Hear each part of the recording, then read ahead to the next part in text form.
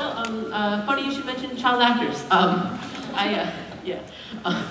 I just wanted to say, I grew up watching you before I even knew you, and you bring such a uniqueness and such an energy to every single role you do.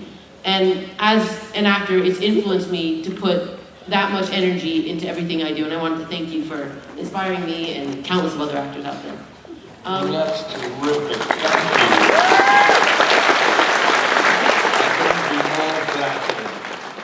you. You are his Alec Guinness. I wanted to ask, you've done all forms of media, and especially you've been prominent in movies and the theater. And I wanted to ask, in your opinion, what's the biggest transition you have to make between movie and theater, maybe particularly for Rocky Horror, since you have to do both? The play was quite different from the movie. It was much more, it was very dynamic. And it was staged in London in an abandoned cinema, which is really where Frankenfurter lives, rather appropriately. And then it became a huge hit. And Princess Margaret came to see it, and a huge crowd of people were out on the sidewalk waiting for her to come out. And she was a bit scared, I think. And somebody asked her what she thought, and she said, "Oh, frightfully funny." They're funny. I truly enjoyed it. Did you have to make huge adjustments in performance from stage to film? Sometimes, depending on the scene, really. It was my first film, so it was all new to me. What was the newness of it? Well, the newness of it was really exactly that. Getting a sense of where the camera is and what size you are on the screen.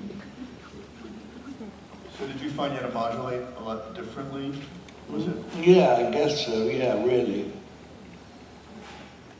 Did you learn But a lot? I sort of deliberately tried to keep it quite hot on an energy level. Because and tried to burst through the screen. Who here thinks he burst through the screen?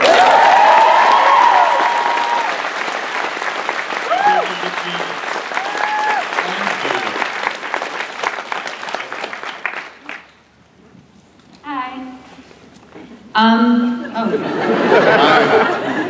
You forget you're in there. Who have you come as? Pardon? Who are you? Who did you come as? I'm, Rorschach from Watchmen.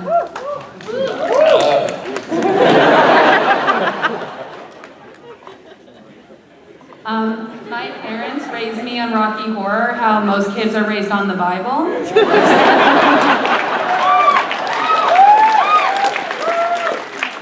So for as long as I can remember, you've really inspired me, and I wanted to go to college so I could study acting, and part of the reason I got in was I wrote an essay on how much you inspired me, and the coordinator said it really moved him. And so I just wanted to ask, how did you get started in the industry? I talked my way into a musical called Hair. I didn't have an equity card or any experience at all. But they were sort of hiring hippies, you know.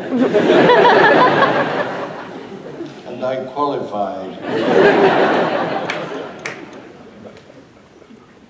You know, there's a great documentary about this. Did you see it? They have your... Yes. How young. Yes, I know. How old were you? I was 22. Wow. That was a big splash at 22, huh? It was pretty amazing. So It did was you a wonderful show to do. Did you do London and then you toured? I did London, and then I was asked to do Paris because I spoke French. And I wanted to, but they wouldn't let me. Because? Because I was too useful in London.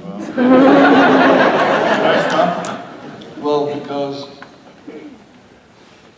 so many of the kids in the show would just get doped up to the gills and not show up.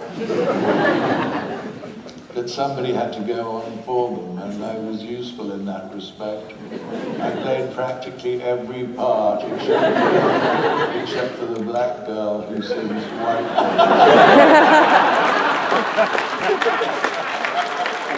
I really wanted to play that. And you would have killed it too. Actually, one story about Home Alone 2. The plaza at the time, and I think now, was owned by Donald Trump. There have been great scandals about him and a girlfriend called Marla Maples. And they did a walk through a scene at one point. And Donald Trump said that he wanted Chris Columbus to meet Marla. I want you to meet Marla. She's a very, very talented actress.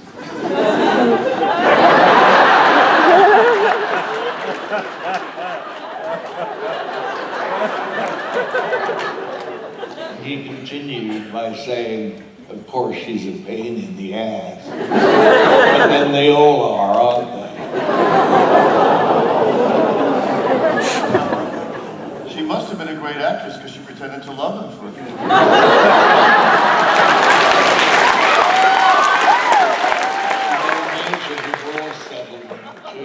That's acting. Thank you, Steph. Charlie, Tim, how are you? Swell, thank you. I've been a tremendous fan of your work, Tim. Everything from obviously the mainstream to even the obscure things. I adored your role in Brutal Legend, especially. Thank you. That was fun. I have two questions, actually. The first one, with the new movie coming out, I was actually wondering if you have any thoughts or how you feel about the new actor playing Pennywise. Well, I like Alexander Skarsgård very much. I think he's very clever. It's going to be interesting to see what sort of clown face he puts on. Because it's not an obvious clown face at all. I've seen the trailer and you can't really see him at all.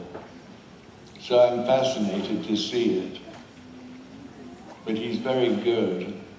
I think now with special effects, I think it's going to be a very different experience. There's so much more that they're doing technically that, who knows? But sometimes performances get lost to the technical stuff. I hope they make the end better because on TV I turned into a sort of giant spider. And it was not very scary.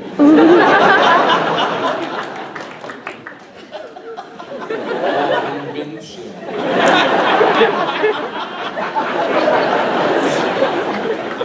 Definitely with you on that one. And my second question is actually, this was obviously from a while ago, but back when the Batman animated series was being made, I heard there was very minimal news about your involvement, that you were originally cast as the Joker before Mark Hamill took over. I played the Joker for a while, but I had bronchitis and they fired me. And hired Mark Hamill. Life. Showbiz. Can you imagine not waiting for him? For a little antibiotics?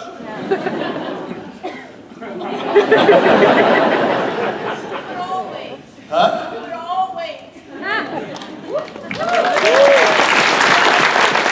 We would all. Oh, you guys. Thank you so much, Tim. Thank you. Hello, my name's Michelle. Michelle. Hi there. I'm so excited to meet you, sir. I grew up Thank with you. Well, you. you're adorable. I guess my question more relates to my favorite movie of all time. It's a little ditty from the 80s called Legend. Scott directed it, and my question more is along the lines of the sitting for the costume and the makeup and everything. I understood that you were in the seat for like 6 hours or something like that to have the big No, horns put longer. on. It's a long time ago, I know. I'm still like, Longer. The first time was 10.5 hours. that's insane. So I And then guess. they just ripped it off. It was all glued to my skin. Oh no. So I guess I'm kind of asking, what was worse, sitting in for that costume, makeup, or Pennywise when you had to sit for that A too? legend, Absolutely, definitely. I agree. Did you enjoy In that though? Legend, they used to just tear a hole in the top of my head and pour in a bottle of solvent.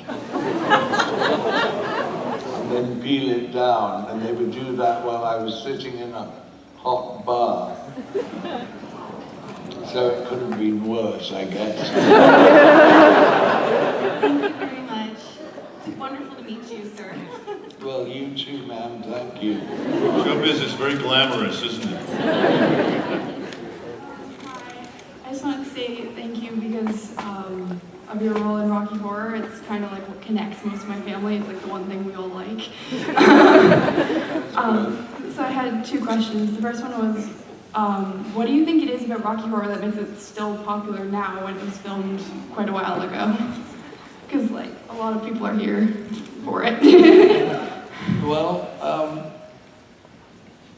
it's like any good movie, I think it has a good story. It's got an exciting narrative. And some pretty accomplished performers, most of whom had never made a film before, and some of whom are here, I think. I hope, because it's about the only time I see them at conventions. Should we see if they're here in the audience? Who's here from Rocky Horror? Nell might be here, or Pat. They're upstairs doing the autographs? Yes. Oh, gee. Well, perhaps I'll get to see them and maybe take them out to dinner or something. I'll pass the word on. My second question was, I'm going to see Rocky Horror live in Toronto for the first time in like a few weeks. So what would be your advice for someone going to see it for the first time? Wear a raincoat.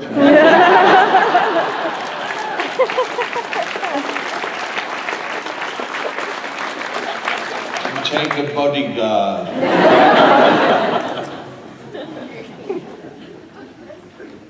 Hi, Tim. Don't you remember this balloon?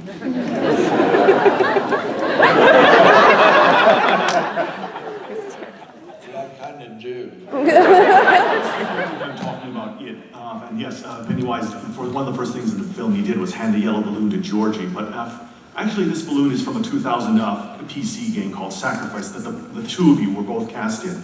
Tim was cast as an arrogant god named Stratos. But the funny thing is, I can't help but think that Stratos was partly inspired by your work on it because he has a yellow balloon for a head and this smiley face on it. Did the design team ever actually come out and say that Stratos was inspired by your work on it? Yeah, they didn't. Oh, that's too bad. There's just too much. My second question is, I liked being a balloon. my second question is, how how well did you get to know the late Jonathan Brandis when you were working with him on the set of It? Not very well, because, there's a very strange thing about working with child actors.